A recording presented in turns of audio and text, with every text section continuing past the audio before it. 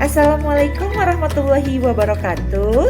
Baik, jumpa lagi bersama Ibu. Di video kali ini Ibu akan membahas materi baru, yaitu mengenai klasifikasi makhluk hidup.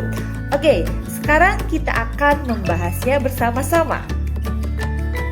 Pertama-tama, kita harus mengetahui kenapa sih makhluk hidup itu harus diklasifikasikan.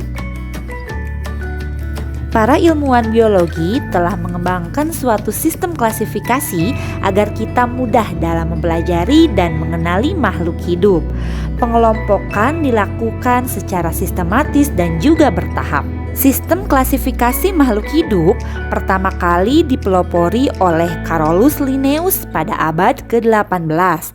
Prinsip klasifikasi yang digunakan oleh Linnaeus adalah pengelompokan makhluk hidup berdasarkan persamaan ciri dan pemberian nama dengan sistem tata nama ganda. Pada proses klasifikasi, makhluk hidup dikelompokkan berdasarkan persamaan dan perbedaan cirinya. Pengklasifikasian tersebut dibagi menjadi 3 sistem. Yang pertama, klasifikasi sistem alami, yang kedua, klasifikasi sistem filogeni, dan yang ketiga, klasifikasi sistem buatan. Klasifikasi sistem alami mengelompokkan makhluk hidup berdasarkan ciri morfologi, anatomi, dan fisiologi. Sekarang perhatikan gambar berikut. Kedua gambar tersebut merupakan contoh dari klasifikasi sistem alami. Pada gambar sebelah kiri terdapat jenis-jenis ikan, yaitu ikan dori, ikan pari, dan juga ikan hiu.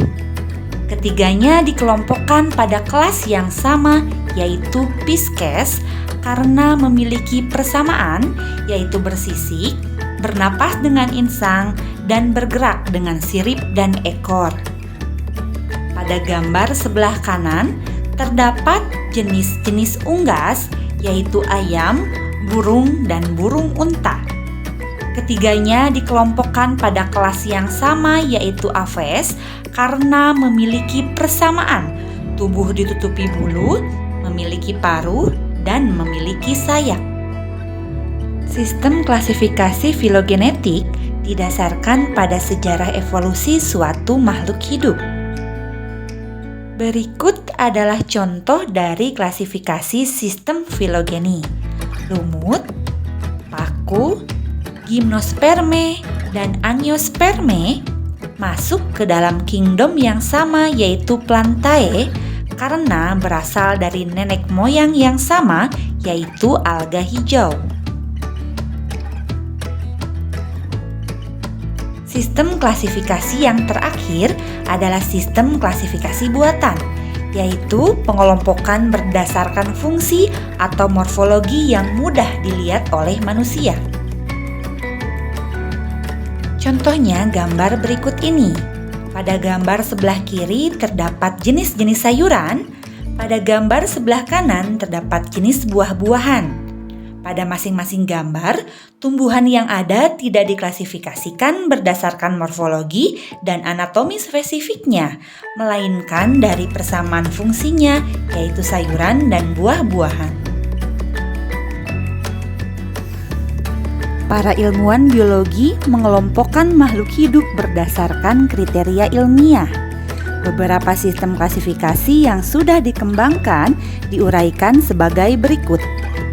Sistem 2 Kingdom. Klasifikasi ini merupakan sistem klasifikasi yang pertama dibuat. Dibagi menjadi 2 kingdom, yaitu Plantae atau tumbuhan dan Animalia atau hewan. Yang menjadi dasar pengelompokan klasifikasi 2 kingdom adalah sifat dalam memperoleh makanan. Tumbuhan bersifat autotrof, yaitu membuat makanan sendiri dengan cara fotosintesis. Sedangkan hewan bersifat heterotrof, yaitu memperoleh makanan dari lingkungan. Sistem 3 Kingdom. Sistem 3 Kingdom muncul setelah adanya mikroskop. Penggunaan mikroskop mengungkapkan adanya makhluk hidup renik atau mikroorganisme bersel satu atau uniseluler dan bersel banyak atau multiseluler yang memiliki ciri tumbuhan dan hewan. Makhluk hidup tersebut akhirnya dikelompokkan tersendiri dan diberi nama Kingdom Protista. Sehingga klasifikasi 3 kingdom terdiri dari Plantae, Animalia, dan Protista. Sistem 4 kingdom. Sistem ini muncul setelah berkembangnya alat penelitian yang lebih canggih. Salah satunya adalah mikroskop elektron. Mikroskop ini dapat mengungkapkan struktur ultramikroskopik sel makhluk hidup. Misalnya, ada tidaknya membran inti. Lalu, apa itu membran inti? Membran inti adalah selaput atau lapisan yang melindungi inti sel atau nukleus. Makhluk hidup yang tidak memiliki membran inti disebut prokariotik. Sedangkan makhluk hidup yang memiliki membran inti disebut eukariotik. Makhluk hidup prokariotik akhirnya dikelompokkan tersendiri dan diberi nama Kingdom Monera. Oleh karena itu, sistem klasifikasi 4 kingdom terdiri dari Plantae, Animalia, Protista, dan Monera.